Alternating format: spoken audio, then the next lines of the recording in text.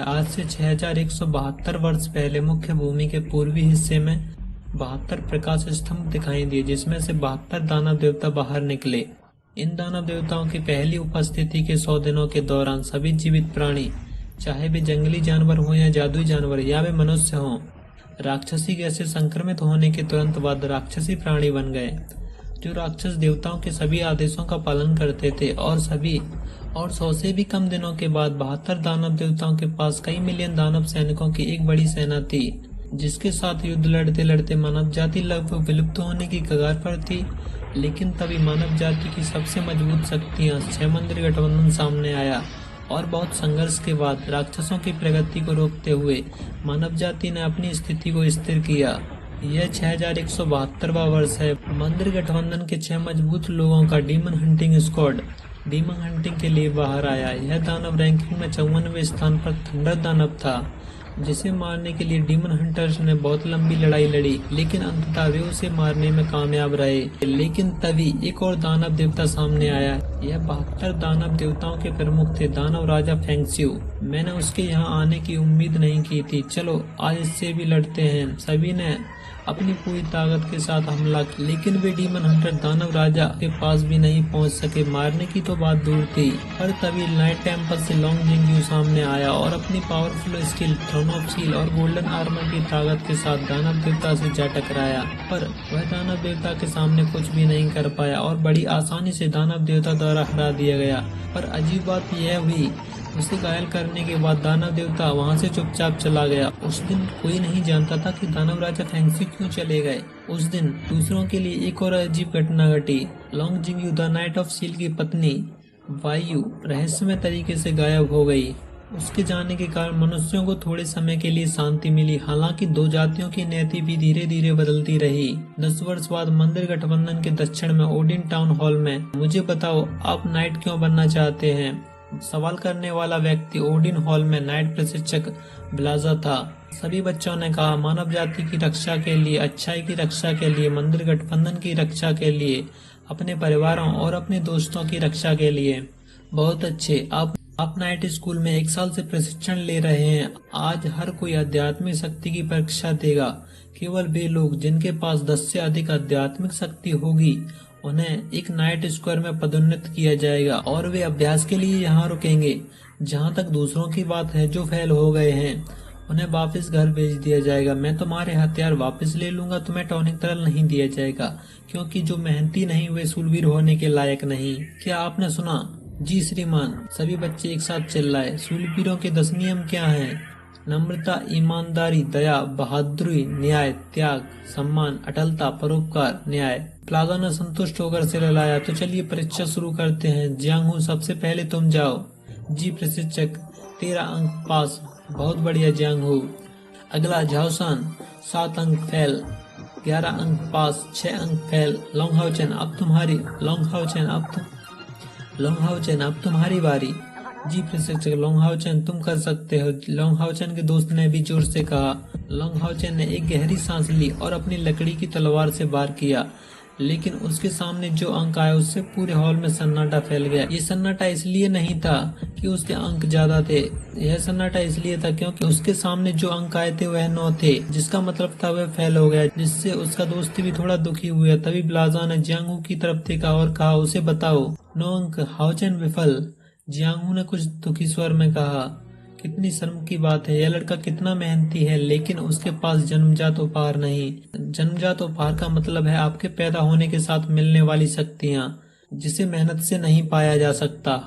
एक व्यक्ति कितनी भी मेहनत कर ले, अगर उसके पास जन्मजात उपहार नहीं तो वह एक अच्छा योद्धा नहीं बन सकता। लोंगहाओचेन ने अपने हाथ जोड़ते हुए कहा, प्रशिक्षक कृपया मुझे एक और मौका दें, मैं यह कर सकता हूँ।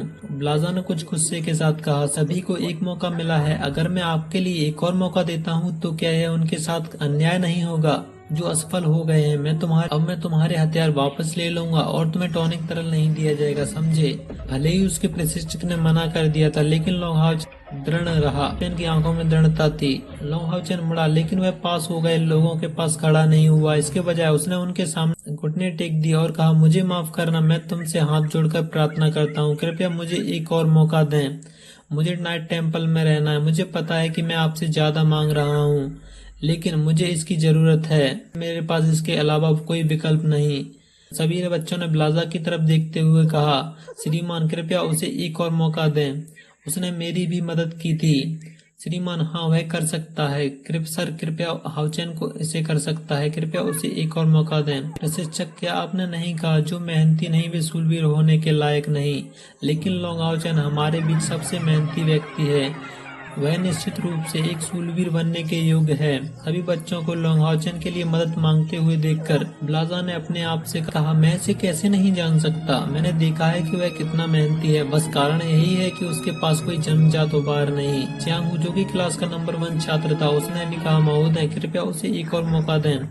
वह कर सकता है। सभी शांत हो जाओ। ब्लाजा ने तेज स्वर में कहा, हाउचेन तुम सबसे कम उम्र के लड़के हो जिसे मैंने अपने जीवन में पढ़ाया है। आप सबसे अधिक एकीकृत भी हो, लेकिन आप सबसे एकीकृत भी हैं। लोंग हाउचेन नंबर 1 ने भी मुझसे आपके लिए मदद मांगी, इसलिए मैं आपकी मदद कर रहा हूँ। आप उसके साथ एक युद्ध लड़ सकते हैं। यदि आप उसे हरा सकते हैं तो मैं तुम्हें एक और मौका दूंगा। इसे निष्पक्ष बनाने के लिए शर्तें सभी के लिए समान है जो फेल हो गए हैं। तुम सब भी नंबर 1 को हराने के बाद एक और ट्रायल दे सकते हो, समझे? आप लोगों के लिए धन्यवाद मेरा साथ देने के लिए। लोंग हाउचेन ने कहा, जियांगहू अपनी पूरी ताकत से लड़े, नहीं तो मैं आपका उसका ट्रायल रद्द कर दूंगा। ब्लाजा ने कहा, समझे? लोंग हाउचेन, मैं तुम्हारे साथ नरमी नहीं दिखाऊंगा। कृपया अपनी पूरी ताकत से लड़ें। कृपया भाई जियांगहू। लोंग हाउचेन ने अपनी तलवार उसके ओर करते हुए कहा, अभी शुरू करो। ताकत में लोंग हाउचेन अभी भी बहुत कमजोर था, लेकिन वह जियांगहू से अच्छा लड़ाका था और उसने आसानी से नंबर 1 को हरा दिया। और साथ ही इसके साथ ही इस बार उसके अंक 11 थे, जिसका मतलब यह था कि लोंग हाउचेन सच में इस बार पास हो गया था। उसने सच में चमत्कार कर दिया। इसे देखते हुए सभी बच्चे चिल्लाए, यह बच्चा तुरंत युद्ध में विस्फोटक शक्ति बढ़ा सकता है। लेकिन शुरुआत में उसके अंक इतने कम क्यों थे? लोंग हाउचेन, तुम सच में महान हो। ठीक है, अगला कौन है जो जियांगहू को चुनौती देना चाहता है? मैं।